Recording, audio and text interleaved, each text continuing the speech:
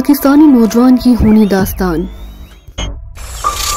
جو دشمن کے سروں پر موت کا سایہ بن کر منڈلانے لگا، ایک ایسا شخص جس کی سوچ سے دنیا لرز اٹھی، جو دنیا کی نظر میں مر چکا تھا، ایک محب وطن کی داستان جو انوکھی صلاحیتوں کا حامل تھا،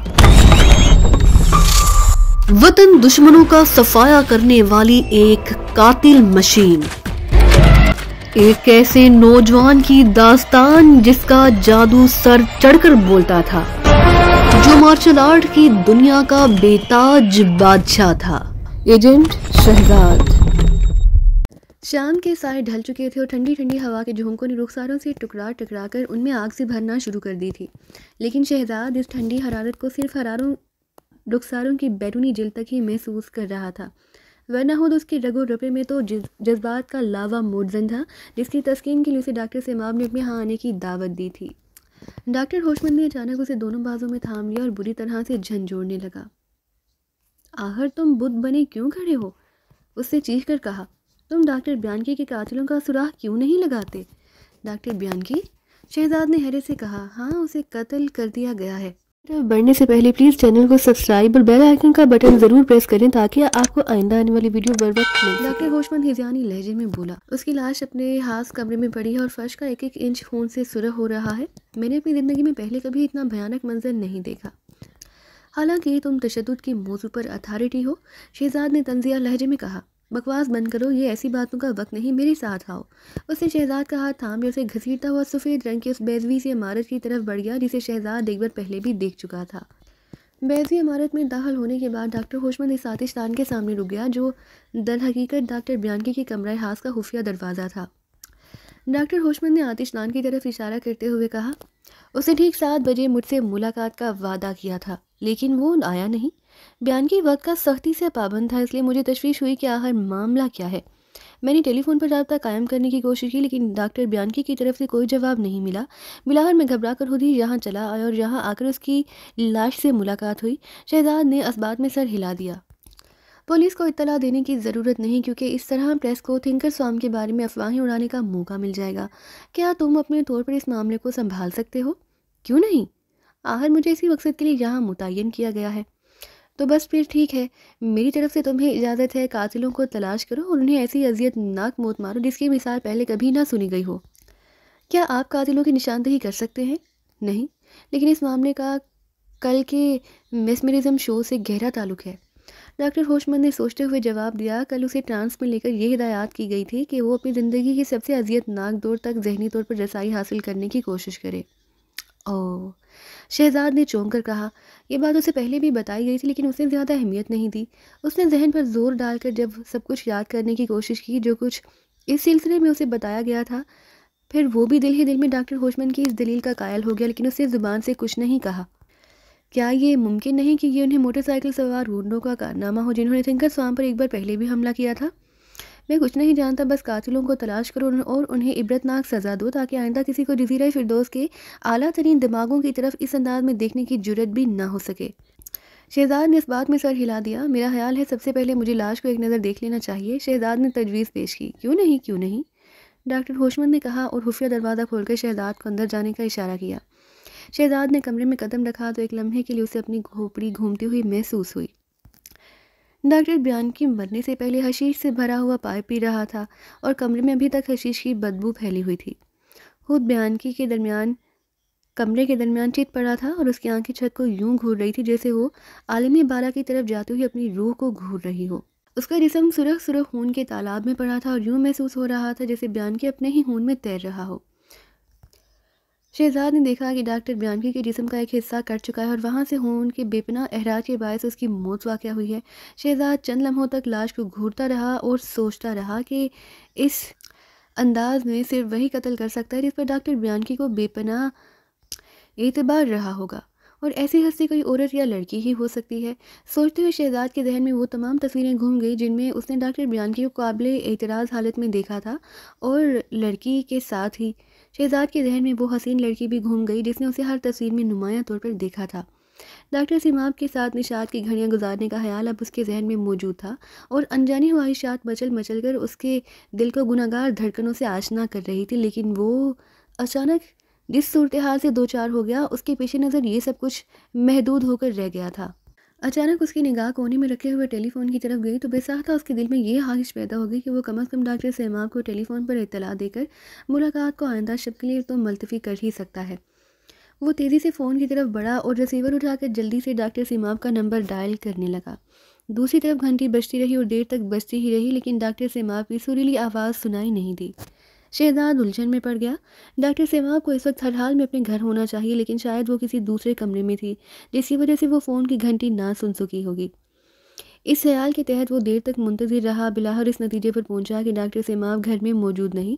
اسے حیرت ہو رہی تھی کہ ایک ایسی لڑکی جو اپنی زندگی کا زیادہ تر وقت گھر کی چار دیواری تک محدود رہ کر گزارنے کی عادی ہے، وہ رات کے اس پہر کہاں چلی گئی؟ کہیں ایسا تو نہیں کہ وہ بھی ڈاکٹر برانکی کی طرح ایسے ہی بھیانک انجام سے دوچار ہو گئی ہو؟ اس نے ریسیور رکھ دیا۔ ریسیور رکھتے اس کے ذہن میں کل والی حرکت کا منظر گھوم گیا۔ جب اس نے ریسیور کو کھڑی ہتھیلی کے وار سے 2 حصوں میں توڑ کر پھینک دیا تھا۔ کیا ڈاکٹر سیماب کے ٹیلی فون کی آج مرمت ہو گئی تھی؟ اس نے ڈاکٹر ہوشمن کی طرف دیکھتے ہوئے پوچھا۔ ڈاکٹر ہوشمن اسے گہری نظروں سے دیکھ رہا تھا، اندازے مشاہدہ کرنے جیسا تھا۔ پھر اس نے سر کو اس بات میں ہلاتے ہوئے جواب دیا، یہاں آنے سے کچھ دیر پہلے میں نے اسے بھی فون کیا تھا، اس وقت اس نے کال ریسیو کی تھی، اسے تو یہی مطلب نکلتا ہے کہ اس کے فون ٹھیک ہو چکا ہے۔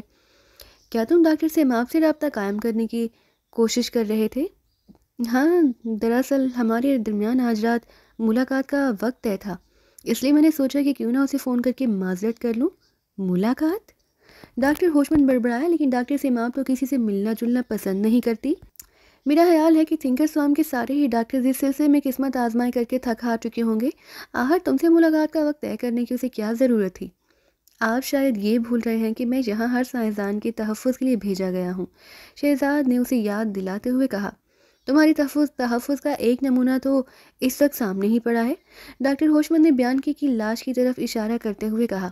اس سلسلے میں آپ مجھے مورد الزام ٹھہرانے میں حق بجانب ہوتے، بشرط یہ کہ میری ابتدائی تحقیقی بات چیت کو دخل در معقولات سمجھ کر ٹالا نہ گیا ہوتا تو۔ میں پہلے ہی دن سے تحفظ کا شور مچا رہا ہوں، لیکن آپ لوگوں کو کسی تحفظ کی ضرورت ہی نہیں تھی۔ شہزاد کا لہجہ بے حد طلب ہو گیا، لیکن اسے جلد ہی خود پر قابو پا لیا اور دھیمی سی مسکراہٹ اس کے ہونٹوں پر بکھر گئی۔ میرا خیال ہے ہمیں اس کمرے سے نکل کر کہیں اور چلنا چاہیے تاکہ اطمینان سے بات چیت کی جا سکے۔ وہ باہر آ گئے اور باتیں کرتے ہوئے ایک طرف چل دیے۔ راستے میں شہزاد ٹائیگر نے ڈاکٹر سیماب کے گھر کی طرف دیکھا، لیکن وہ اندازہ نہ لگا سکا کہ وہ حسین لڑکی اس وقت گھر میں موجود ہے یا نہیں۔ اس نے سوچا کہ سیماب کے سلسلے میں وہ بعد میں بھی معاملہ فہمی کر سکتا ہے۔ وہ اسی طرح چلتے ہوئے بازار میں نکل آئے۔ یہ علاقہ سینٹر کہلاتا تھا، ویسے بھی اس حصے کو تھنکرز فارم کی مرکزی حیثیت حاصل تھی۔ شہزاد زیادہ تر فارم کے سلسلے میں سوال کر رہا تھا اور اس کی کوشش تھی کہ وہ ڈاکٹر ہوشمن سے ہر ممکن بات معلوم کر سکے۔ اب تمہارا ارادہ کیا ہے؟ ہوشمن نے سوال کیا۔ سب کچھ مجھ پر چھوڑ دیں؟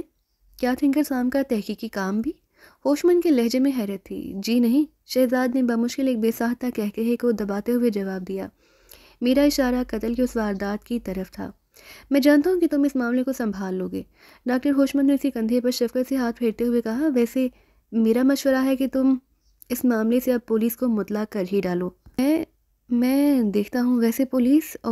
شہزاد جملہ ادھورا ہی چھوڑ کر ڈاکٹر ہوشمن کی طرف متوجہ ہو گیا، جو اس کے ساتھ چلتے چلتے اچانک ہی بے ہوش ہو کر فٹ پاتھ پر گر گیا تھا۔ اس وقت وہ ایک ٹیلی فون بوتھ کے سامنے تھے۔ شہزاد نے جھک کر ڈاکٹر ہوشمن کا پائپ اس کے منہ سے نکال لیا، جس انداز میں الٹا تھا کہ ڈاکٹر کے بالوں کو آسانی سے آگ لگ سکتی تھی۔ اچانک ایک کار ان کے قریب رک گئی۔ ڈرائیونگ سیٹ پر موجود ہستی نے مدد کی پیشکش کی۔ شہزاد نے چونک کر اس کی طرف دیکھا، یہ ہنا تھی۔ اس کے بال سنہری تھے اور اس کے چہرے سے بے پناہ درشتی ٹپکتی محسوس ہوئی تھی۔ اس کی آنکھوں سے بھی سختی کا احساس ہوتا تھا، اس کی آنکھوں میں بے پناہ چمک بھی تھی۔ یہ ڈاکٹر نوریان کی بیٹی تھی۔ شہزاد نے ہاتھ لہرا کر اسے چلی جانے کا اشارہ کیا۔ اسے یہ لڑکی قطعاً پسند نہیں تھی۔ اس نے محسوس کیا کہ لڑکی نے اس کے انداز سے بے حد توہین محسوس کی ہے۔ اس نے انجن سٹارٹ کیا اور اگلے ہی لمحے اس کی کار طوفانی رفتار سے آگے بڑھ گئی۔ گزشتہ دنوں ہنگامی صورتحال کے تحت اس کے چیف بہرام نے اسے ایک خصوصی نمبر دے دیا تھا۔ اس نمبر پر شہزاد اس سے جب جی چاہتا رابطہ قائم کر سکتا تھا۔ اس نے ایک بار گہری نظر سے ڈاکٹر ہوشمن کی طرف دیکھا، وہ اب بھی بے ہوش پڑا تھا۔ شہزاد نے سوچا کہ وہ اس موقع سے فائدہ اٹھا کر کم از کم بہرام سے فون پر تو بات کر ہی سکتا ہے۔ اسی سے فٹ پاتھ پر چھوڑا اور ٹیلی فون بوتھ میں گھس کر بہرام سے رابطہ قائم کرنے کی کوشش کرنے لگا۔ فوراً ہی دوسری طرف سے بہرام کی آواز سنائی دی۔ کیا بات ہے ٹائیگر؟ بہرام کا لہجہ خاصا برہم تھا۔ شہزاد نے جواباً اسے اب تک کی تمام رودات سنا دی اور پھر مسکرا کر بولا، ڈاکٹر سیماب مجھے اب اچھی لگنے لگی ہے باس، اس سے دور رہنا۔ بہرام گرایا، اوہ کیا وہ آپ کی منظور نظر ہے؟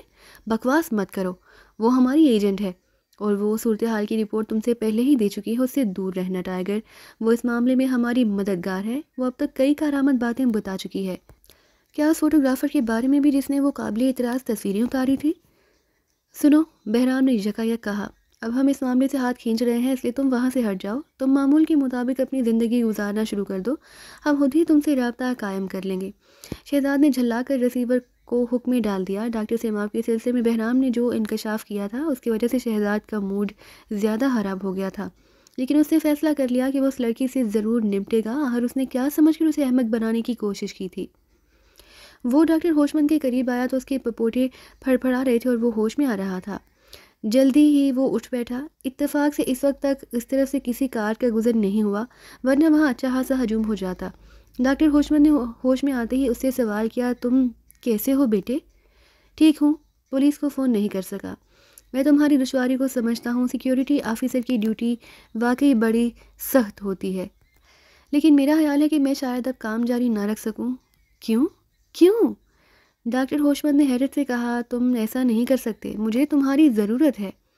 میں پولیس کو خود فون کر دیتا ہوں اور سارا معاملہ سنبھال لوں گا، تم کسی دشواری میں نہیں پڑنا پڑے گا۔ شہزاد نے اس بات میں سر ہلایا۔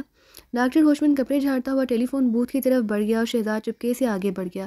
وہ جلد از جلد اس ٹیلی فون بوتھ سے دور پہنچ جانا چاہتا تھا۔ ڈاکٹر نوریان نے نیگیٹو نکالے اور انہیں غور سے دیکھنے لگا۔ اس سے پہلے جو تصاویر تیار ہوئی تھی ان میں روشنی کا انتظام زیادہ درست تھا، اس لیے تصویریں بہتر آئی تھی، جبکہ ان تصویروں میں ہلکی سی دھندلاہٹ تھی، لیکن اس سے تصویروں کے مقصد پر کوئی حرف نہیں آ سکتا تھا۔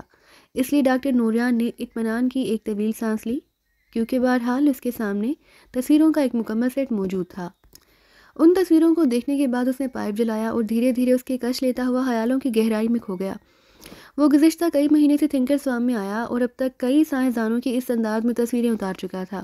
اس نے تصویریں ایک لفافے میں ڈال دیں، اس کے ہونٹوں پر شفاف مسکراہٹ رقص کرنے لگی۔ یہ تصویریں بے حد قیمتی تھیں۔ ان تصویروں کی مدد سے وہ تھنکر سوام کے سائنسدانوں کو بلیک میل کرنے کا ایک پروگرام ترتیب دے چکا تھا۔ ایک بار جس کسی کی تصویریں اس کے پاس پہنچ جاتی تھی، گویا وہ شخص اس کی مٹھی میں آ جاتا تھا۔ وہ طمانینت سے مسکرا دیا کہ جزیرہ فردوس کے وہ سائنسدان گویا اس کی غلامی میں آ گئے ہیں جن کو دنیا کی کوئی طاقت کسی طرح بھی زیر نہیں کر سکتی تھی۔ ان تصویروں کے بے نقاب ہونے کا خوف ان عام سائنسدانوں کو اس کے ہاتھوں میں کٹ پتلیوں کی طرح ناچنے پر مجبور کر سکتا تھا۔ اس کا منصوبہ بے داغ تھا، وہ بڑی کامیابی سے منزل مقصود کی طرف بڑھ رہا تھا، لیکن تھنکر سوام میں نئے سیکیورٹی ڈائریکٹر کی آمد سے اس کے کام میں رہنا پڑنے لگا تھا، لیکن اس کا کام قریب الختم تھا۔ ڈاکٹر نوریان نے ایک ٹھنڈی سانس لی۔ اسے افسوس ہو رہا تھا کہ اب اس کے پاس زیادہ وقت نہیں تھا کہ وہ شہزاد کو عبرت ناک سبق دے سکتا، لیکن پھر وہ اس کے خلاف کچھ نہ کچھ کرنے کے لیے بے چین ضرور تھا۔ شہزاد رک گیا۔ اس نے اطلاعی گھنٹی بجائی، دروازہ کھٹکھٹایا، لیکن ڈاکٹر سیماب نے کوئی جواب نہ دیا۔ اس کا مطلب تھا کہ وہ گھر میں موجود نہیں، لیکن گھر کا دروازہ مقفل نہیں تھا۔ دستک دینے پر دروازہ تھوڑا سا خود بخود ہی کھل گیا۔ وہ چند لمحوں تک سوچتا رہا، پھر دروازہ کھول کر اندر آ گیا۔ اس نے پوری کاٹیج میں گھوم پھر کر سیماب کو تلاش کیا، اسے آوازیں دی، لیکن کوئی جواب نہ ملا۔ وہ مایوس ہو کر واپس کمرہ نشست میں آ گیا۔ ابھی وہ مایوس ہو کر واپسی کا ارادہ کر ہی رہا تھا کہ اچانک اس کی نگاہ ایک بند لفافے پر پڑی۔ یہ لفافہ میز پر رکھا تھا اور اس پر شہزاد کا نام لکھا ہوا تھا۔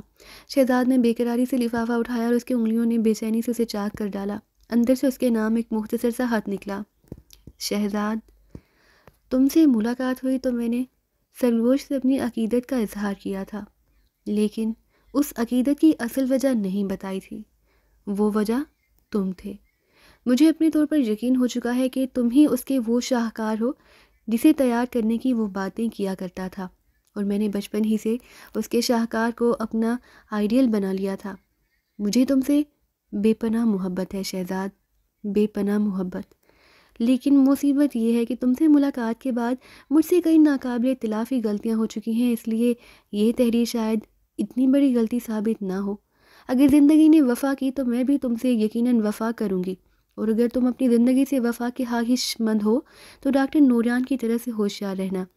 اس شخص کو ترگلا کے قصاب کی حیثیت سے خاصی شہرت حاصل ہے اور وہ تھنکر سام میں موجود ہے۔ تمہاری سیماب۔ اس نے کئی بار اس خط کو پڑھا، پھر اس کے ایک گوشے کو آگ لگا دی، اسے آتش دان میں پھینک کر وہ دیر تک اسے دیکھتا رہا، حتیٰ کہ وہ راکھ بن کر چرمرا نہیں گیا۔ نہ جانے کیوں اسے اچانک ہی بے پناہ تھکن محسوس ہونے لگی۔ اسے اپنے چیف بہرام کے وہ الفاظ یاد تھے جو اس نے فون پر کہے۔ اس نے اسے واپس آ جانے کا حکم دیا اور اس کی وجہ غالباً یہ تھی کہ سیماب وہ کام کر گئی تھی جس کے لیے اسے بھیجا گیا تھا۔ وہ سیماب کے گھر سے باہر آ گیا، تھکن ہر گزرتے ہوئے لمحے کے ساتھ بڑھتی ہی جا رہی تھی۔ اچانک اس کی نظر ننھی سلومی پر پڑی، وہ گھر کے دروازے میں کھڑی اسے دیکھ رہی تھی۔ پھر اس نے اپنا پیارا سا ہاتھ لہرایا اور مسکرانے لگی۔ شہزاد کے ذہن اور جسم پر تھکن کی چٹان اپنا بوجھ مسلسل بڑھا رہی تھی اور اسے یوں محسوس ہو رہا تھا جیسے اس کے لیے چلنا دو بھر ہو گیا ہو۔ اس نے سوچا کہ کیوں نہ کچھ دیر ڈاکٹر ہوشمند سے باتیں کی جائیں، اس طرح ذہن بڑھ جائے گا اور کچھ وقت بھی گزر جائے گا۔ ڈاکٹر موجود ہے؟ اس نے بچی کو پیار کرتے ہوئے پوچھا۔ بچی نے سر کو نفی میں ہلا دیا۔ وہ بچی کو اٹھائے کمرہ نشست میں آ گیا اور بیٹھتے ہی بولا، کیا تم اپنے مہمان کو ایک گلاس پانی نہیں پلاؤ گی؟ بچی خاموشی سے پانی لانے چلی گئی، لیکن وہ جب واپس آئی تو شہزاد صوفے کی پشت گاہ سے ٹکا ہوا تھا اور اس کی آنکھیں بند تھیں۔ یوں لگتا تھا جیسے وہ بیٹھتے ہی نیند کی آغوش میں پہنچ گیا ہو۔ اسے ذہنی طور پر وہی دھن گنگنانا شروع کر دی تھی جس سے اعصاب کو سکون ملتا تھا۔ نتیجتاً وہ چند لمحوں میں ہی سو گیا تھا۔ جب وہ بیدار ہوا تو سومنی دروازے میں کھڑی پلکیں جھپکا جھپکا کر اسے دیکھ رہی تھی۔ شہزاد نے ایک طویل انگڑائی لی اور مسکرانے لگا۔ اس دیر پہلے کی تھکن کا اس کے چہرے پر نام و نشان تک نہیں تھا۔ اس نے گھڑی دیکھی اور بڑبڑایا، اوہ بہت دیر ہو گئی، ڈاکٹر گھر واپس آ گئے ہیں؟ بچی نے نفی میں سر ہلایا۔ معلوم نہیں آج اس کی ذہنی رو کس طرف بہک رہی تھی کہ وہ خیالوں میں ڈوبی نظر آ رہی تھی، اور اس نے اب تک زبان سے کچھ بھی نہیں کہا تھا۔ شہزاد نے پیار سے اسے گال تھپ تھپائے اور پانی پی کر ڈاکٹر ہوشمند کے گھر سے باہر آ گیا۔ باہر تاریکی مزید گہری ہو چکی تھی۔ اگرچہ وہ زیادہ دیر نہیں سویا تھا، لیکن اب وہ تھکن اور بوریت ختم ہو چکی تھی۔ بس اس نے اس پر اچانک ہی حملہ کر دیا تھا اور آہستہ آہستہ سڑک کے کنارے چلتا جا رہا تھا۔ اچانک اسے ایک ایمبولینس دکھائی دی۔ وہ چونک کر رک گیا۔ دائرے کی شکل میں بنے ہوئے گھروں میں سے ایمبولینس کس گھر سے آئی ہے اس کا اندازہ لگانا مشکل تھا۔ جانتا تھا کہ اس میں ڈاکٹر بیانکی کی لاش نہیں ہو سکتی، کیونکہ ہوشمند کی کال کے فوراً بعد پولیس پہنچ گئی اور لاش مردہ خانے پہنچا دیا گیا تھا۔ ایمبولینس اس کے قریب آ کر آہستہ ہو گئی۔ شہزاد رک گیا۔ ایمبولینس بھی اس کے قریب رک گئی۔ کیا آپ ہی جہاں کے سیکیورٹی ڈائریکٹر ہیں جناب؟ فرنٹ سیٹ پر بیٹھے ایک پولیس افسر نے بڑے ادب سے پوچھا۔ اتفاق سے تمہارا یہ اندازہ بالکل درست ہے، آپ مردہ خانہ تشریف لے چلیے۔ کیوں؟ شہزاد نے کہا، میں اس وقت انتہائی ضروری معاملات میں مصروف ہوں۔ ٹھیک ہے، میں بعد میں آ جاؤں گا۔ پولیس افسر نے اس بات میں سر ہلا دیا۔ کیا سارے ہی سائنسدان نشہ آور ادویات استعمال کرتے ہیں؟ پولیس افسر نے کہا، یہ شاید دوسری واردات ہے۔ کیا تم کسی کی لاش لے کر جا رہے ہو؟ جی ہاں، یہ ایک جوان لڑکی کی لاش ہے جس نے زیادہ نشے کی مقدار اپنے جسم میں اتار لی تھی۔ اوہ، شہزاد کے ہونٹ سکڑنے لگے۔ کیا میں ایک منٹ لاش کو یہیں دیکھ سکتا ہوں؟ اگر آپ چاہتے ہیں تو مجھے کیا اعتراض ہو سکتا ہے؟ کیا میں آپ کے کاغذات دے کر اطمینان کر سکتا ہوں کہ آپ ہی؟ شہزاد نے جلدی سے اپنا شناختی کارڈ نکال کر دکھا دیا۔ پولیس افسر ایمبولینس سے اتر آیا۔ اس نے گاڑی کے عقبے حصے میں پہنچ کر شہزاد سے کہا، پولیس چیف نے حکم دیا تھا کہ آپ مردہ خانے میں لاش دیکھنے کے بعد ان سے ملاقات کریں۔ ان کا خیال ہے کہ منشیات ہی کا چکر ہے۔ شہزاد نے اس بات میں سر ہلا دیا اور تیزی سے ایمبولینس کی طرف بڑھا۔ شہزاد کا دل تیزی سے دھڑکنے لگا۔ پولیس افسر نے ایمبولینس کا عقبی دروازہ کھولا اور شہزاد نے دیکھا کہ سامنے ہی اسٹریچر پر سفید چادر میں لپٹا ہوا ایک بے جان جسم موجود ہے۔ نہ جانے کیوں اس کی دھڑکنیں بے ترتیب ہوئی جا رہی تھیں اور ہر گزرتے ہوئے لمحے کے ساتھ یہ خیال اس کے ذہن میں آ رہا تھا کہ وہ اس لڑکی کو جانتا ہے۔ وہ ایمبولینس پر چڑھ گیا۔ اس نے سفید چادر میں لپٹی ہوئی لاش کے قریب بیٹھتے ہوئے آہستہ آہستہ ہاتھ چادر کی طرف بڑھایا۔ ایک منٹ جناب، پولیس افسر نے اسے روک دیا۔ شہزاد نے چونک کر اس کی طرف دیکھا۔ پولیس افسر نے آگے بڑھ کر لاش کے چہرے پر پھیلے ہوئے چادر کے حصے کو طے کرنا شروع کر دیا۔ وہ اسے طے کرتا ہوا سینے تک لے آیا اور پھر پیچھے ہٹ گیا۔ شہزاد نے ایک طویل سانس لی۔ اس کے اعصاب پر یکایک تناؤ سوار ہو گیا، لیکن جلد ہی وہ خود کو پرسکون کرنے میں کامیاب ہو گیا۔ اس کے سامنے جو لاش تھی وہ یقیناً ڈاکٹر سیماب ہی تھی۔ شہزاد حیران تھا کہ یہ لاش کہاں سے حاصل کی گئی ہے۔ وہ اس وقت ڈاکٹر سیماب کے گھر سے ہی آ رہا تھا کہ ایمبولینس نظر آ گئی۔ اس سے تو یہی ظاہر ہوتا تھا کہ لاش گھر کی بجائے کہیں اور سے حاصل کی گئی ہوگی۔ لاش پر جا بجا ہراشن دے کر اس نے سوچا کہ یقیناً سیماب کی لاش جھاڑیوں میں پائی گئی ہے۔ اس نے پولیس افسر سے اس سلسلے میں کوئی سوال نہ کیا، بس خاموشی سے لاش کو گھورتا رہا۔ پولیس افسر نے جس انداز میں چادر کو طے کیا تھا، شہزاد نے اسی انداز میں بڑی صفائی اور آہستگی سے چادر کو مزید طے کرنا شروع کر دیا۔ لاش رفتہ رفتہ اس کے سامنے بے نقاب ہو گئی۔ تب اس نے ایک نظر اسے سر سے پاؤں تک دیکھا، پھر اس کی نگاہ لاش کے دائیں ہاتھ پر جم گئی۔ شہزاد نے سیماب کا ہاتھ تھام لیا۔ اس کا ہاتھ سخت تھا اور بھینچا ہوا نظر آ رہا تھا۔ اس نے یوں انگلیوں کو کھولنے کی کوشش کی جیسے وہ محبت سے اس کا ہاتھ اپنے ہاتھ میں لینا چاہتا ہو، اور یوں اس کے ہاتھ میں وہ چیز منتقل ہو گئی ہو جو غالباً مرنے سے کچھ دیر قبل ڈاکٹر سیماب کے ہاتھ میں تھی، اور پھر موت نے اسے اتنی مہلت ہی نہ دی کہ وہ اس چیز کو چھوڑ دیتی، یا پھر اس نے دانستہ اس چیز کو مٹھی میں بھینچ لیا ہوگا تاکہ اس کے قاتل کا سراغ لگانے والوں کو آسانی رہے۔ شہزاد نے غیر محسوس انداز میں ہاتھ اپنی جیب میں ڈالا، اور جب اس کا ہاتھ جیب سے باہر آیا تو وہ چیز جیب ہی میں رہ گئی۔ اب تک شہزاد جن لوگوں کو تلاش میں سرگرداں تھا، یہ چیز ان تک رہنمائی کر سکتی تھی۔ اس نے نہایت نرمی اور نفاست سے سیماب کی لاش کو دوبارہ چادر سے ڈھانپ دیا، اور پھر ایمبولینس سے اتر کر بے آواز انداز میں دروازہ بھی بند کر دیا۔ اسے اپنے دل و دماغ میں ایک ایسی لہر سے اٹھتی محسوس ہو رہی تھی جس کی تسکین لازمی تھی، ورنہ اسے خدشہ محسوس ہونے لگا کہ کہیں یہ لہر اسے جلا کر راکھ نہ کر دے۔ وہ سوچ بھی نہیں سکتا تھا کہ ڈاکٹر سیماب کا قتل اسے اس قدر شدید غصے میں بھی مبتلا کر سکتا ہے۔ وہ ایمبولینس سے دور ہٹ گیا، پولیس افسر گاڑی میں بیٹھ گیا، اور شہزاد دور تک اس کی ابھی سرخ بتیوں کو گھورتا رہا۔ وہ ایسا اس چیز کو ہاتھ میں پکڑ کر دبا رہا تھا جو اس نے ڈاکٹر سیماب کے مردہ ہاتھ سے حاصل کی تھی۔ ڈاکٹر سیماب کی موت کا شہزاد کو بے حد غم تھا۔ شب وصال نے آنے سے پہلے ہی شب فراق کے الجھے ہوئے ریشوں میں خود کو چھپا لیا تھا۔ بار بار اس کی آنکھوں کے سامنے ڈاکٹر سیماب کی حسین صورت گھوم جاتی تھی، اور وہ بے اختیار ہو جاتا جب سے اسے یہ معلوم ہوا تھا کہ اس نازک اندام حسینہ کا تعلق بھی اسی پراسرار تنظیم سے ہے جس نے اسے ایک بالکل ہی نئی شخصیت بنا کر اپنے ساتھ شامل کر لیا تھا۔ شہزاد کو ڈاکٹر سیماب سے کچھ زیادہ ہی رغبت ہو گئی تھی۔ اس کے چیف بہرام نے حالانکہ اسے سختی سے منع کر دیا تھا، لیکن وہ اس حسین لڑکی کے شباب کا ایک جام جو ہر حال میں پینے پر مصر ہو گیا تھا، لیکن دشمن اس کی رسائی سے پہلے ہی شباب کے اس جام سے روح نکال لے جانے میں کامیاب ہو گیا، اور اس نے حالی جام جیسے بے روح جسم کو اپنی آنکھوں سے دیکھا تھا۔ ڈاکٹر سیماب مر چکی تھی، اور اب اسے کوئی زندہ نہیں کر سکتا تھا۔ کوئی سرگوش اسے ویسی زندگی عطا نہیں کر سکتا تھا جیسے اس نے شہزاد کو بخشی تھی۔ وہ دنیا کی نظروں میں مر چکا تھا، لیکن سرگوش نے اسے منفرد قسم کی زندگی دے دی تھی، حالانکہ وہ خود ہی اپنے ہاتھوں زندگی سے ہاتھ دھو چکا تھا۔ شہزاد نے اپنے کمرے میں بے چینی سے ٹہلتے ٹہلتے جب جیب میں ہاتھ ڈالا تو چونک پڑا۔ ڈاکٹر سیماب کے خیالوں میں کھو کر وہ اس چیز کو تو بھول ہی گیا تھا جو اس نے لاش کے ہاتھ سے حاصل کی تھی۔ یہ شطرنج کا ایک سیاہ مہرہ تھا۔ شہزاد ٹائیگر کی آنکھوں میں خوفناک چمک پیدا ہو گئی، اور اگلے ہی لمحے وہ شطرنج کے مہرے کو دوبارہ جیب میں رکھتا ہوا دروازے کی طرف لپک رہا تھا۔ ڈاکٹر نوریان شطرنج سجائے خاموش بیٹھا تھا، اس کی نگاہ مہروں پر جمی تھی۔ بساط پر جو مہرے سجے ہوئے تھے ان کی تعداد اتنی کم تھی کہ صرف ایک ہی چال سے کھیل کا خاتمہ ہو سکتا تھا، اور وہ شاید اسی چال کے بارے میں غور کر رہا تھا۔ ڈاکٹر نوریان کا نظریہ تھا کہ شطرنج انسانی ذہن کو جلا بخشنے والی ایک ایسی تفریح ہے جسے دماغی ٹانک کہنا چاہیے۔ اس نے اپنا جیکٹ اتار رکھا تھا اور وہ سلیپر پہن رکھے تھے جنہیں عموماً سونے سے پہلے استعمال کرنا اس کی عادت تھی۔ دن بھر کے کام سے فارغ ہو کر وہ تھکن اتارنے اور ذہن کو تر و تازہ کرنے کے لیے شطرنج کی ایک بازی ضرور لگاتا تھا، چاہے کھیل کے لیے اسے کوئی ساتھی ملے یا نہ ملے۔ وہ اس ڈاکٹر خاتون کے بارے میں بھی سوچ رہا تھا جس کے متعلق اسے وہم و گمان بھی نہ تھا کہ وہ کسی سرکاری تنظیم سے تعلق رکھتی ہوگی۔ اس کے دل میں ڈاکٹر سیماب کے لیے ہمدردی کا جذبہ نہیں تھا، لیکن اسے معمولی انداز میں ٹھکانے لگانا اسے زیادہ پسند نہیں آیا تھا۔ بہرحال اب وہ مر چکی تھی، اور ڈاکٹر نوریان کو معلوم تھا کہ ڈاکٹر سیماب کو راستے سے ہٹاتے ہی اس کی جگہ کوئی اور لے لے گا۔ اسے اس بات کی کوئی پرواہ نہیں تھی کیونکہ اس کا کام قریب الختم تھا، اور وہ سوچ رہا تھا کہ جب تک ڈاکٹر سیماب کی جگہ کوئی اور ایجنٹ آئے گا وہ اس ملک سے نکل چکا ہوگا۔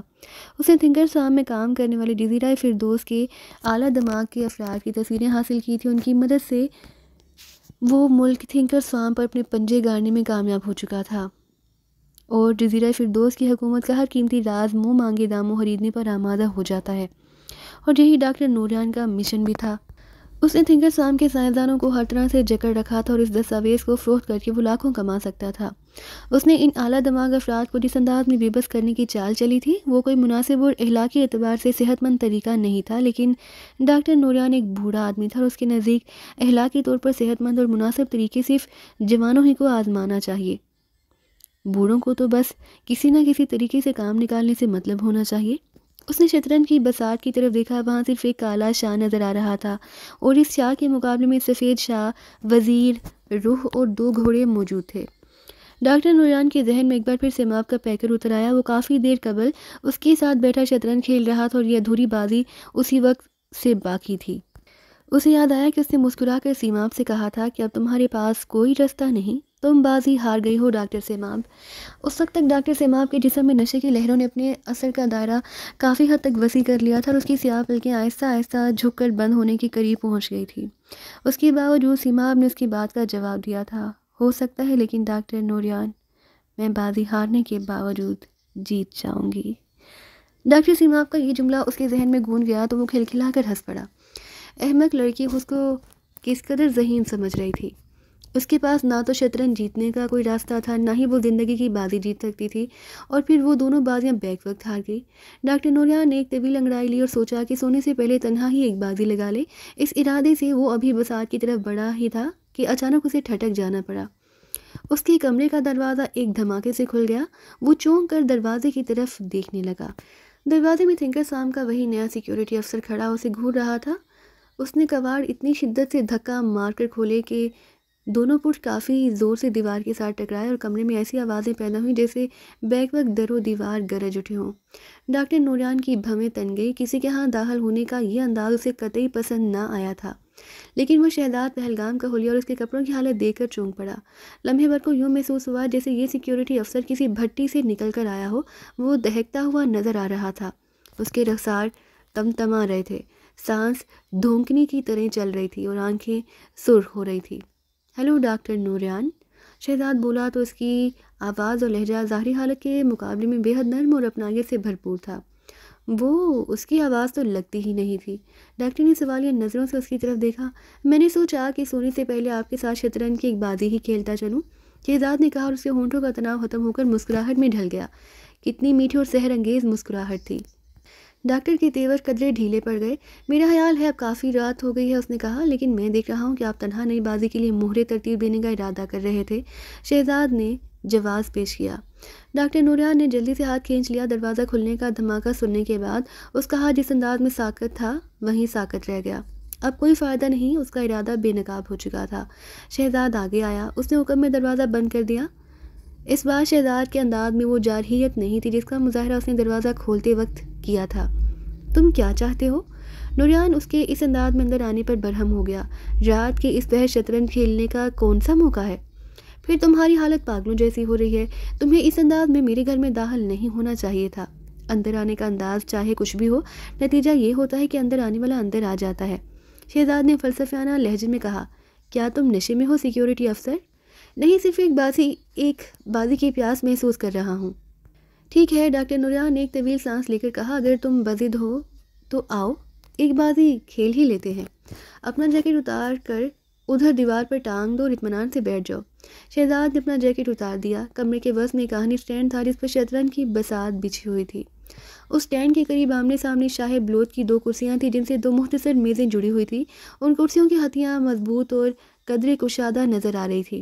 بیٹھ جاؤ مسٹر پہلگام۔ ڈاکٹر نے کرسی کی طرف اشارہ کیا۔ خود وہ دوسری کرسی پر براجمان تھا۔ میں مہروں کو بساط پر رکھتا ہوں تاکہ بازی نہیں، شہزاد نے جلدی سے ہاتھ اٹھا کر کہا، مہرے جس حالت میں ہے اور جتنی تعداد میں ہے انہی سے بازی کو آگے بڑھایا جائے تو لطف آئے گا۔ ڈاکٹر نوریان کی آنکھوں سے حیرت جھلکنے لگی۔ تم کون سے مہرے لوگے؟ میرا خیال ہے کہ سیاہ مہرے ٹھیک ہیں۔ نوریان نے بورڈ کی طرف دیکھا، وہاں صرف ایک کالے رنگ کا مہرہ موجود تھا جبکہ اس کے مقابلے میں سفید مہرے تعداد میں کئی تھے۔ تم صرف ایک شاہ سے بازی نہیں جیت سکتے، نوریان نے اس کی آنکھوں میں دیکھتے ہوئے کہا۔ شہزاد نے اپنی قمیض کی جیب میں ہاتھ ڈالا اور ایک سیاہ مہرہ نکال کر بساط پر رکھ دیا۔ یہ وہی مہرہ تھا جو اس نے ڈاکٹر سیماب کے مردہ ہاتھ سے نکالا تھا۔ یہ ایک سیاہ رنگ کا وزیر تھا جو میرے پاس ایک وزیر موجود ہے، شہزاد نے خوشدلی سے کہا۔ میرا خیال ہے شاہ کی مدد کے لیے یہ ایک مہرہ ہی کافی ثابت ہو سکتا ہے۔ ڈاکٹر نوریان کی پیشانی پر سلوٹیں نمودار ہو گئیں۔ شہزاد نے سیاہ وزیر کو بساط پر رکھنے کے بعد دایاں بازو شاہ بلوط کی کرسی کی ہتھی پر رکھا تو دل ہی دل میں ایک بات محسوس کر کے رہ گیا۔ اس کرسی کی ہتھیاں کسی دھات کی بنی ہوئی تھی اور اس وقت ہاتھی ٹھنڈی لگ رہی تھی، اس کا اپنا جسم جیسے آگ میں جل رہا تھا۔ چند ہی لمحوں میں دھات کی بنی ہوئی ہتھی کی ٹھنڈک ختم ہو گئی۔ اس نے ہاتھ بڑھا کر کالے رنگ کے شاخ کو بساط سے اٹھا لیا اور اسی دوران کرسی کی اسی ہتھی کو کن اکھیوں سے دیکھا جس پر اس نے ہاتھ بازو رکھا تھا اور اسے ٹھنڈک محسوس ہوئی تھی۔ پہلے تو اس نے یہ سمجھا تھا کہ پوری ہتھی ہی دھات کی بنی ہوئی ہے، لیکن اس کی طرف دیکھنے کے بعد پتہ چلا کہ کلائی اور کوہنی رکھنے والے حصے میں دھات کے گول دائرہ بنا ہے۔ اس دھاتی دائرے میں 4 باریک باریک سوراخ تھے۔ شہزاد نے محسوس کر لیا کہ ان باریک سوراخوں کے نیچے 4 سوئیاں پوشیدہ ہیں، گویا یہ ایک انجیکشن تھا جو کسی میکینزم کے تحت کام کرتا تھا، اور اس انجیکشن میں بے ہوشی کی دوا کے علاوہ خطرناک قسم کا زہر تک استعمال کیا جاتا ہوگا۔ اس نے اپنے مہرے کو الٹ پلٹ کر دیکھتے ہوئے واپس اسی خانے میں رکھ دیا جس میں وہ پہلے سے رکھا ہوا تھا۔ ڈاکٹر نوریان کے چہرے پر یکایک ہی بشاشت ٹپکنے لگی اور یوں محسوس ہونے لگا جیسے وہ شطرنج کے لیے رات کے اس پہر ایک ساتھی کو سامنے پا کر بے خود ہوا جا رہا ہو۔ وہ بساط کی طرف ہی متوجہ تھا۔ کس قدر عجیب انجام ہے، نوریان نے مسکرا کر کہا اور جملہ ختم کرتے کرتے اس کی مسکراہٹ بھی ختم ہو گئی۔ کیا تم نیگورا قوم کے انجام سے واقف ہو مسٹر پہلگام؟ ان کا انجام ہوا تھا تو صورتحال کچھ ایسی ہی تھی کہ 2 مہروں کے مقابلے میں کئی مہرے۔ شہزاد کے ہونٹوں پر مسکراہٹ بکھر گئی، لیکن ڈاکٹر نوریان کی اس بات پر اس کا بے احتیاط جی چاہا کہ وہ اسے کسی مکھی کی طرح مسل کر رکھ دے۔ اس خواہش پر اس نے فوراً قابو پا لیا، کیونکہ اسے خیال آ گیا کہ ڈاکٹر نوریان کی طرف خصوصی توجہ کی وجہ سے اس نے اپنا بازو کرسی کی ہتھی پر رکھ دیا تھا اور دھاتی دائرے کے سوراخ اسے ایک بار پھر ٹھٹھرا دینے پر تلے ہوئے تھے۔ اس نے اس انداز میں بازو کو ہٹا لیا کہ ڈاکٹر نوریان کو ذرا سا بھی شعبہ نہ ہو سکا۔ وہ ظاہر نہیں کرنا چاہتا تھا کہ اس خطرناک انجیکشن کی موجودگی سے آگاہ ہو چکا ہے۔ ڈاکٹر نوریان کو تاریخ سے شاید کچھ زیادہ ہی دلچسپی تھی۔ اس نے میگورا قوم کی شکست کے بارے میں ایک طویل گفتگو کا آغاز کر دیا تھا، اور شہزاد ٹائیگر اس وقت یہ سوچ رہا تھا کہ وہ جس کرسی پر بیٹھا ہے کافی دیر پہلے اسی کرسی پر ڈاکٹر سیماب بیٹھی ہوئی تھی۔ یقیناً ڈاکٹر نے اسے شطرنج کھیلنے کی دعوت دی ہوگی اور اسی کرسی پر بیٹھی دل ہی دل میں ڈاکٹر نوریان سے نفرت محسوس کر رہی ہوگی، لیکن اپنے فرض کے ہاتھوں مجبور ہو کر وہ اس نفرت کو پی گئی تھی اور پھر وہ بازی ہار گئی۔ شطرنج اور زندگی کی مشترکہ بازی۔ زندگی تو خیر اب واپس نہیں آ سکتی تھی، البتہ شہزاد ہاری ہوئی بازی شطرنج کی بازی کو ہر حال میں جیتنا چاہتا تھا۔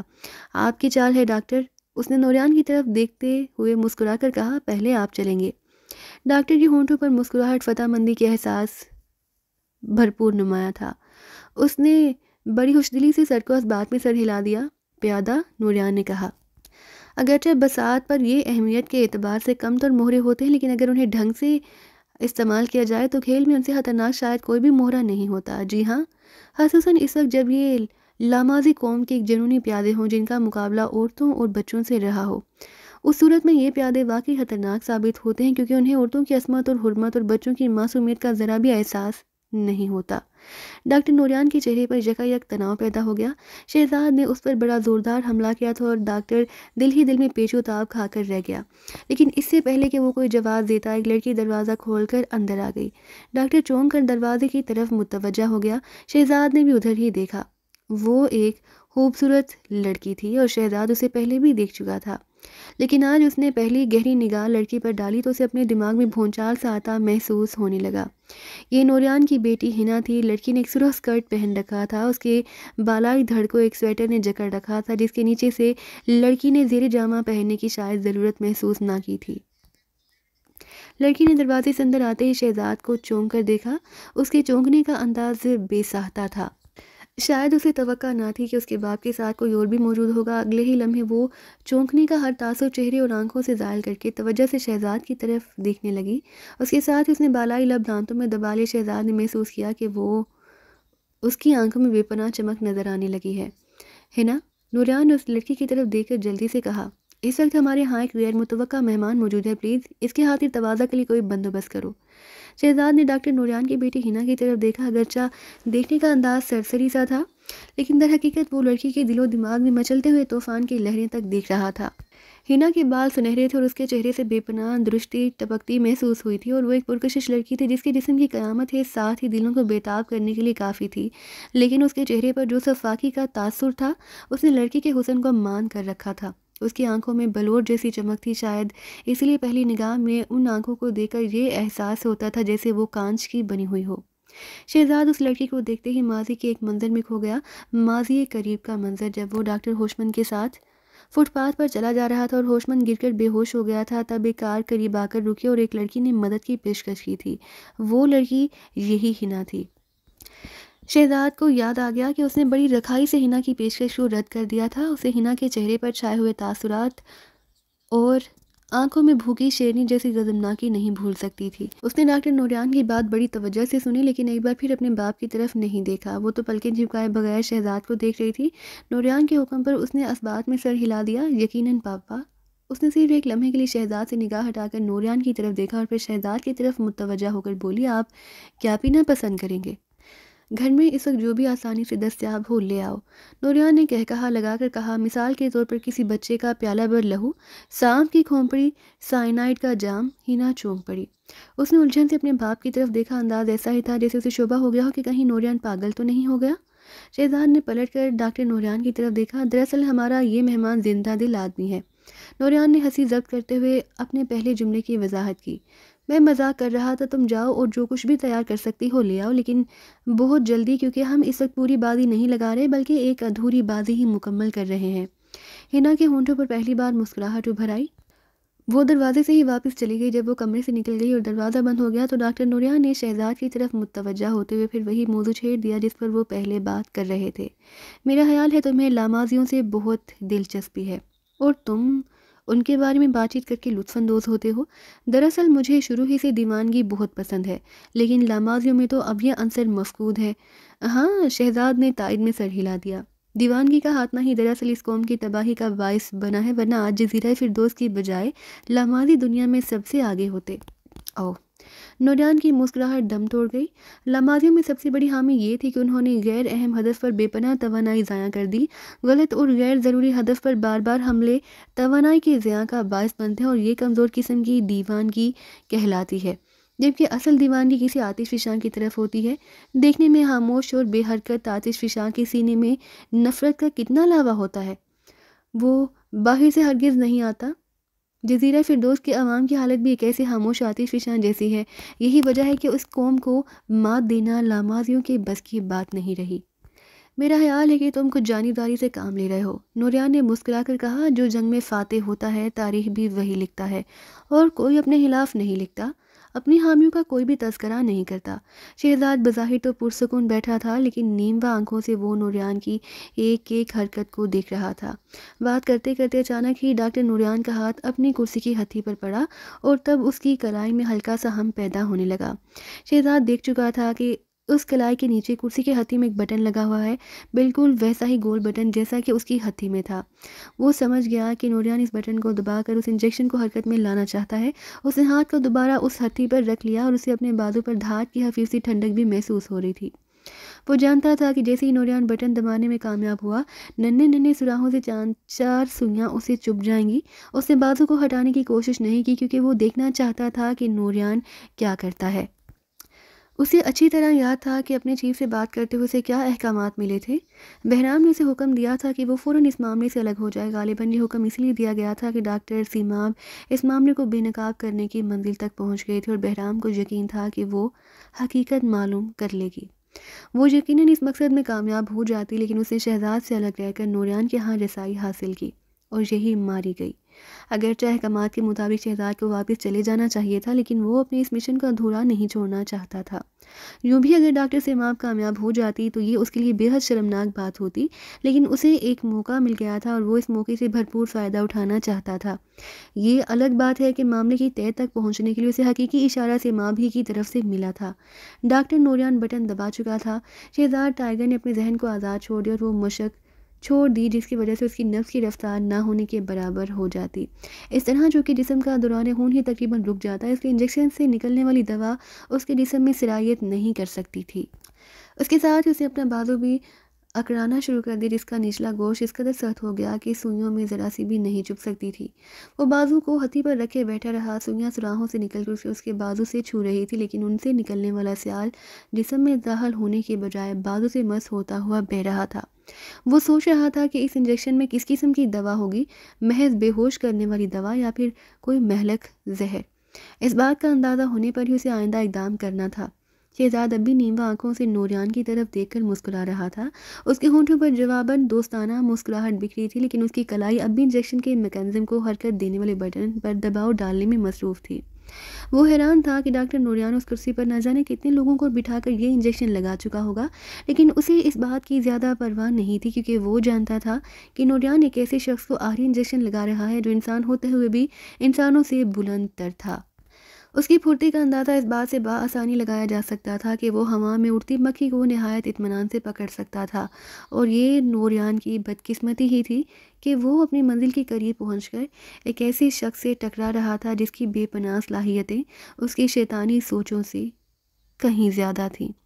شہزاد نے دوسرا بازو اٹھایا اور بساط کی طرف بڑھا دیا۔ اس دوران مقبر پھر سوئیاں اس کے پہلے بازو سے مس ہوئی، جس جگہ سوئیاں جسم سے چھو رہی تھی وہاں کا گوشت اور کھال دباؤ کی وجہ سے دبنے لگی، لیکن شہزاد کو ہلکی سی چبھن بھی محسوس نہیں ہو رہی تھی۔ اس نے مہرے کو فوراً ہی چھوڑ دیا۔ وہ جانتا تھا کہ ڈاکٹر نوریان کا انجیکشن ناکام ہو گیا ہے، لیکن اسے یہ بہرحال ظاہر کرنا تھا کہ اسے کامیابی ہوئی ہے۔ ایسی چبھن کے بعد عام آدمی ہلکی سی سسکاری بھرتا ہے اور پھر اس جگہ کو ارادی طور پر کھجانے لگتا ہے۔ شہزاد نے بھی ایسا ہی کیا۔ اس نے بازو کو ہتھی پر آگے کی سمت میں ذرا سا کھسکایا اور بازو پر لگی ہوئی دوا صاف ہو جائے، پھر اس نے دوسرے ہاتھ کی مدد سے اس جگہ کو سہلانا شروع کر دیا۔ انداز سے اب بھی یہی ظاہر ہو رہا تھا جیسے اسے کسی انجیکشن کی موجودگی کا احساس تک نہ ہوا ہو۔ یکایک اسے محسوس ہوا جیسے اس کے دماغ میں نیند کی ہلکی سی لہر دوڑ گئی ہو۔ تب اسے احساس ہوا کہ ڈاکٹر نوریان کا یہ انجیکشن در حقیقت اس قدر زود اثر ہے کہ محض کھال سے چھو جانے پر ذہن متاثر ہو رہا ہے۔ اس نے فوراً ہی بے ہوش ہو جانے کی اداکاری کی اور اس کا سر آہستہ آہستہ جھکنے لگا۔ جب اس کی ٹھوڑی اپنی سینے سے لگ گئی تو شہزاد نے سر یوں ڈھیلا چھوڑ دیا جیسے اس میں ذرا سی بھی جان نہ رہی ہو۔ اگلے لمحے ڈاکٹر نوریان کا کہا اس کی سماع سے ٹکرانے لگا۔ وہ دیوانگی سے بھرپور انداز میں ہنس پڑا تھا۔ شہزاد بے حس و حرکت رہا۔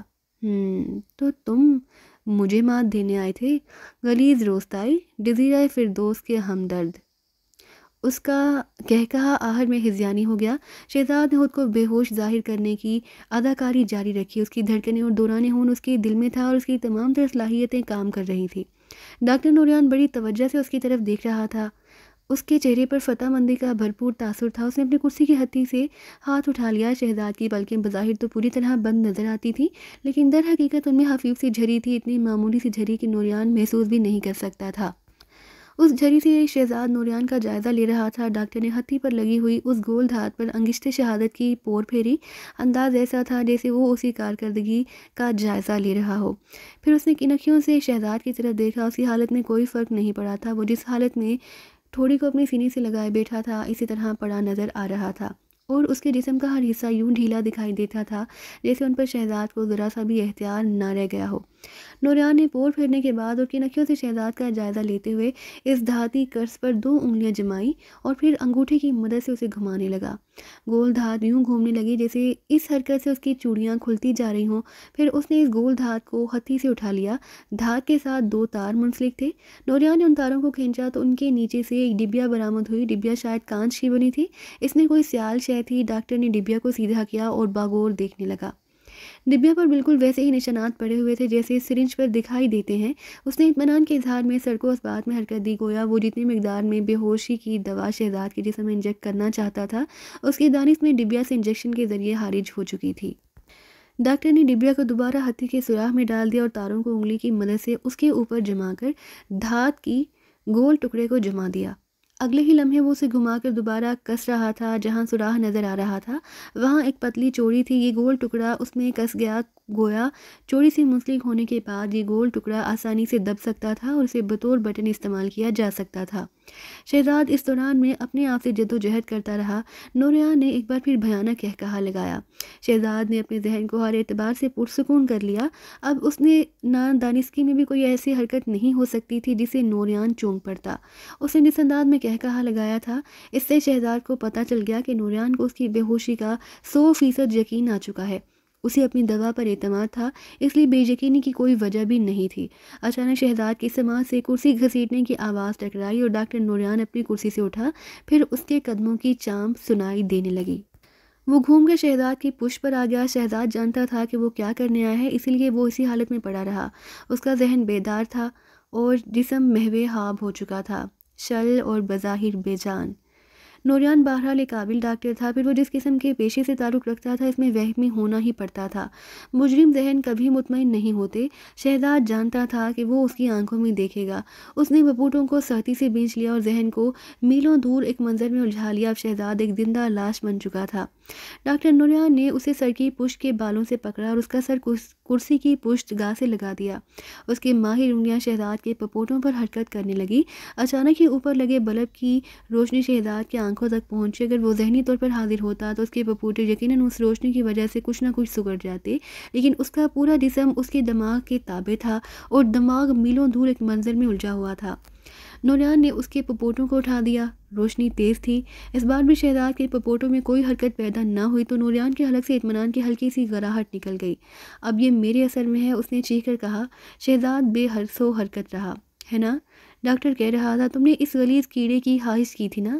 یہ اب میرے قابو میں ہے، بالکل اسی طرح جیسے اس سے پہلے کئی فردوسی اعلیٰ دماغ میرے اثر میں تھے۔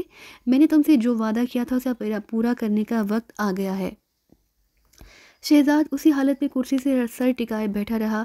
پہلگام، نوریان نے اسے اس نام سے پکارا جس کے تحت شہزاد نے تھنکرز فارم میں قدم رکھا تھا۔ یس ڈاکٹر، اسے اپنے ہونٹوں کو حفیظ سے حرکت دے کر جواب دیا۔ انداز ایسا ہی تھا جیسے وہ خواب کی حالت میں بول رہا ہو۔ تم ذہنی اور جسمانی طور پر میرے اثر میں ہو۔ یس ڈاکٹر۔ شہزاد سمجھ گیا کہ اسے جو دوا استعمال کرائی گئی ہے اس سے ہپناٹک اثرات مرتب ہوتے ہیں۔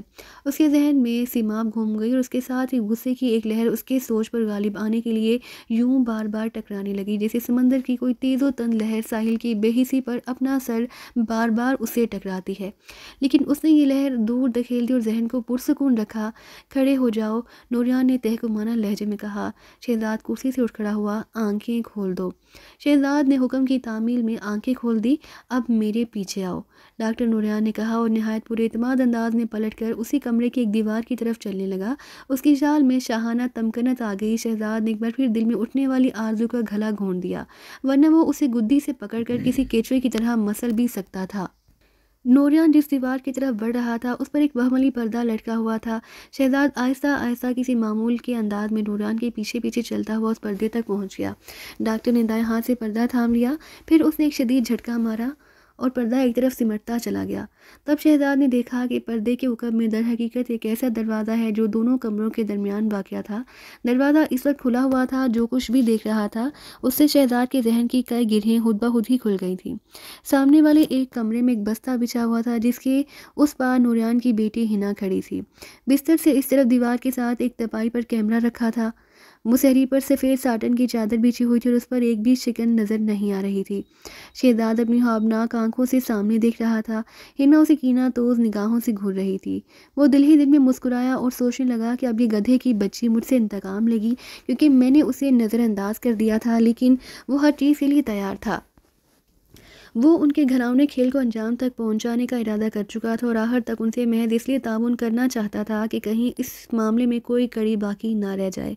سیماب نے اپنی زندگی سے ہاتھ دھو کر اس پراسرار معاملے کی تلاش تو کر لی تھی، لیکن جو کچھ شہزاد کے سامنے تھا اس حد تک تو وہ بھی معلوم نہ کر سکی ہوگی۔ کیمرے اور بے شکن بستر کو دیکھ کر شہزاد سمجھ گیا کہ جہاں بلیک میل کرنے کے لیے فوٹوگرافی کی جاتی ہے اس کے ذہن میں وہ ان سائنسدانوں کی تمام تصویریں گھوم گئی جنہیں اس نے دیکھنے کے بعد ضائع کر دیا تھا۔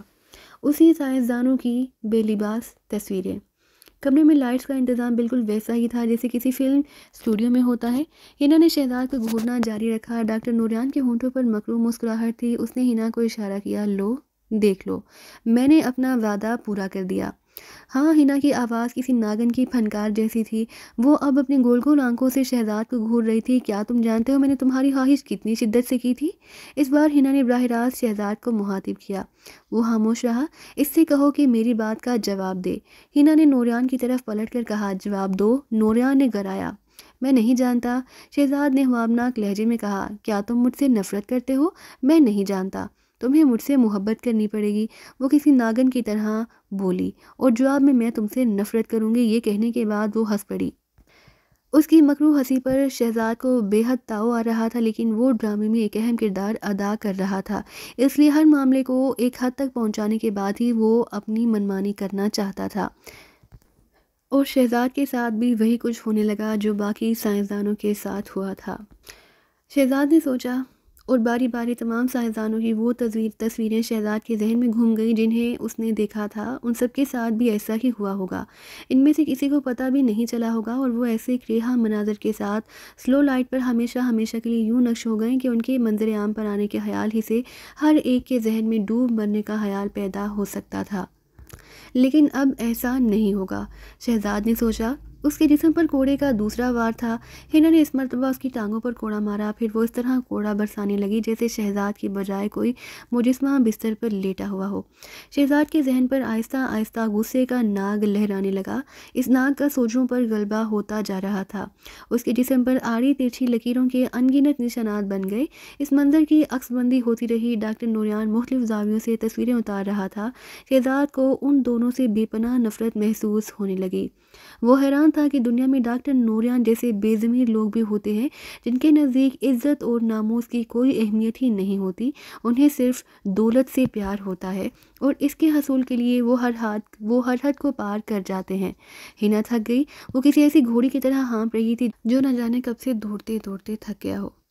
اٹھو، نوریان کی تحکمانہ آواز سنائی گئی، اس کے ساتھ ہی کمرے میں روشنی پھیل گئی۔ شہزاد خاموشی سے اٹھ کھڑا ہوا، اس نے نوریان کی ہدایت پر لباس پہنا اور کسی معمول کی طرح مزید احکامات کے انتظار میں کھڑا رہا۔ ہنا اب بھی ویسے ہی حالت میں تھی۔ شہزاد کو بے پناہ کراہیت کا احساس ہو رہا تھا، لیکن اب بھی اس کے ضبط کا دامن نہیں چھوٹا تھا۔ فلم بندی کے مرحلے سے گزرنے کے بعد کیا ہوگا، یہی ایک خیال بار بار اس کے ذہن میں گھور رہا تھا۔ وہ ان دونوں کے انتہائی اقدام تک یوں ہی معمول بنا رہنا چاہتا تھا۔ آہستہ آہستہ ہنا بھی اٹھ کھڑی ہوئی۔ اس حرامی کو قتل کر دو، اس نے قہر آلود آواز میں کہا۔ اسے اتنی اذیتیں دو پاپا کہ میں پرسکون ہو جاؤں۔ میرے دل میں اس شخص کے لیے بے پناہ نفرت ہے۔ ابھی نہیں، نوریان گرایا۔ اس سے مجھے کتنی نفرت اور حقارت سے ٹھکرایا تھا، اس کا کسی کو اندازہ نہیں ہو سکا۔ وہ گرجنے لگی، لیکن نوریان کے ذہن میں بھی کچھ اور بھی مچل رہا تھا۔ وہ اس مچلنے والے خیالات کو عملی جامہ پہنانے کے سلسلے میں غور کر رہا تھا۔ اسے یقیناً قتل کر دیا جائے گا، وہ ناگواری سے بولا، لیکن ابھی نہیں۔ میں اس کے ساتھ اپنی بازی کو ختم کرنا چاہتا ہوں، اس کے بعد میں تمہیں بلا لوں گا، تم اسے اپنی خواہش کے مطابق ٹھکانے لگا دینا، ٹھیک ہے؟ بس اب اپنا غصہ تھوک دو۔ وہ تیزی سے آگے بڑھی اور اس نے ٹائیگر کے منہ پر تھوک دیا۔ اب تک وہ درجنوں کوڑے کھا چکا تھا، لیکن اس نے تکلیف کی خفیف سی لہر بھی محسوس نہیں کی تھی۔ البتہ ہنا کی اس حرکت نے اس کی روح تک کو جھنجھوڑ کر رکھ دیا تھا۔ اس بار شہزاد نے خود کو جس انداز میں روکا تھا، اس کے لیے اسے ذہنی طور پر شدید جد و جہد کرنی پڑی، اور اس کی کوشش میں اس کی پیشانی پسینے سے بھیگ گئی تھی۔ خون کا گھونٹ تھا جو اسے مصلحتاً پینا پڑا۔ چلو میرے پیچھے آؤ، نوریان نے حکم دیا۔ تھوک ٹائیگر کی رخسار پر پھسلتا ہوا گردن تک آ گیا، وہ جھٹکے سے گم گیا۔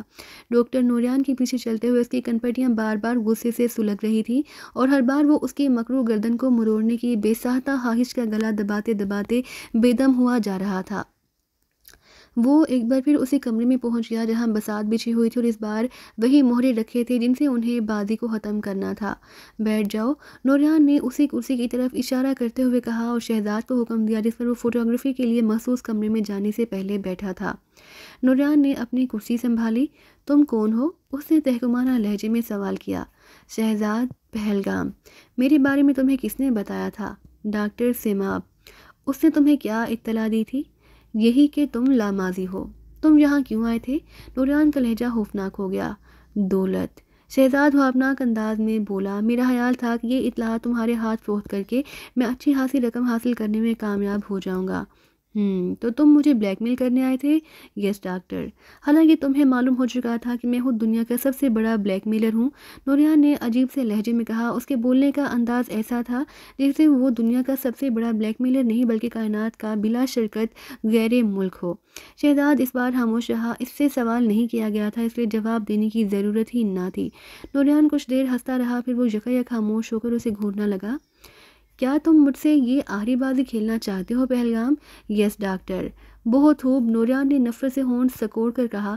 میں ابھی تمہیں ہوش میں لاتا ہوں، تم سب کچھ بھول جاؤ گے جیسے تمہارے ساتھ کچھ ہوا ہی نہیں، سمجھ گئے؟ یس ڈاکٹر۔ اور پھر میں دیکھوں گا کہ تم اس ناممکن بازی کو کیسے کامیابی سے ہمکنار کرتے ہو۔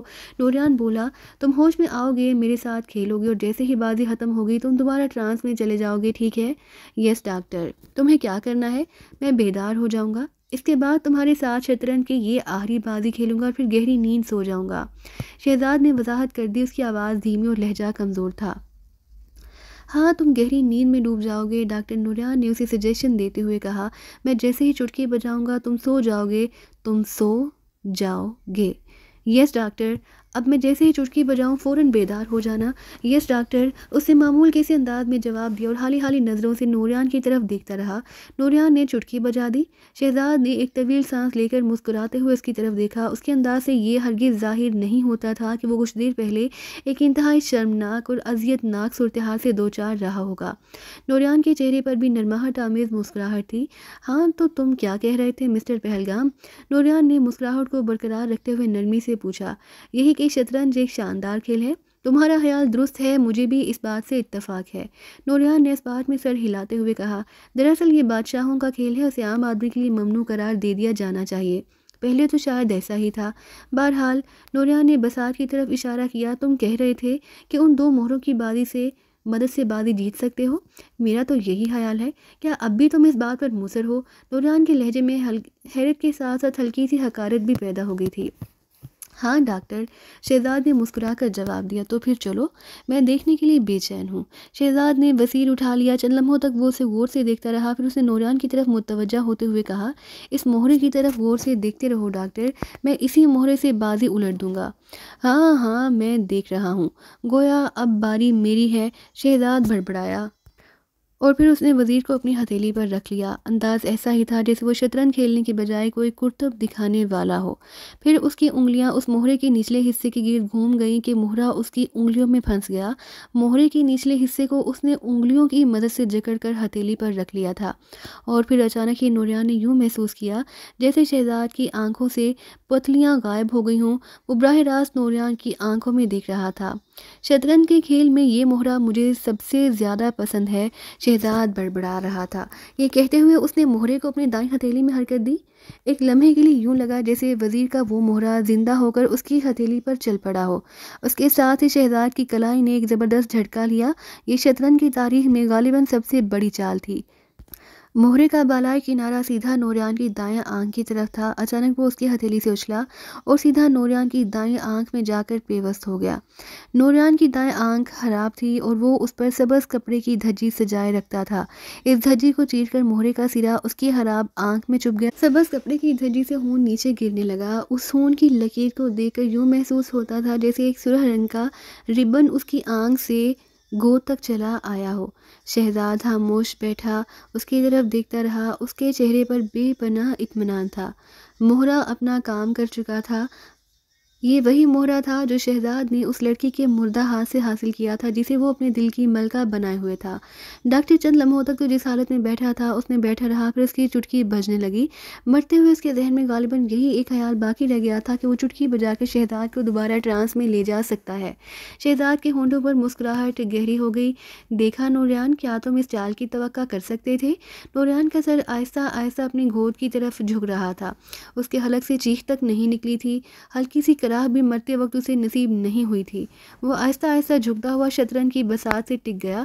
خود اس کا خون اگلتا ہوا چہرہ ایک زندہ مہرہ لگ رہا تھا جس نے بساطِ جان دے دی تھی۔ شہزاد اطمینان سے اٹھ کھڑا ہوا۔ اس نے ادھر ادھر دیکھا، پھر ڈاکٹر کی طرف متوجہ ہو گیا۔ ڈاکٹر نوریان، اب میں ایک بازی تمہاری اس منحوس بیٹی کے ساتھ بھی کھیلنا چاہتا ہوں۔ اس نے پردے کی طرف دیکھا جس کے عقب میں فوٹوگرافی کا کیمرہ تھا اور وہاں ہنا موجود تھی۔ ہنا نے اس کی آواز یقیناً سنی تھی، لیکن چونکہ نوریان کے حلق سے کوئی غیر معمولی آواز نہیں نکلی تھی اس لیے وہ مشکوک نہیں ہو سکی تھی۔ شہزاد نے ڈاکٹر کی طرف نگاہ ڈالی تو اس کے چہرے پر ذرا بھی بے یقینی کا تاثر نہیں تھا۔ اسے اپنی چال پر اعتماد تھا اور اسے یقین تھا کہ نوریان مر چکا ہے۔ غالباً اسی یقین کی وجہ سے اس نے نوریان کی نفس تک ٹٹولنے کی زحمت گوارا نہیں کی تھی۔ وہ آہستہ آہستہ اس پردے کی طرف بڑھنے لگا جس کے عقب میں فوٹوگرافی کا کمرہ تھا۔ وہ ہنا سے آخری بازی کھیلنے جا رہا تھا، نفرت کی بساط پر زندگی اور موت کی بازی۔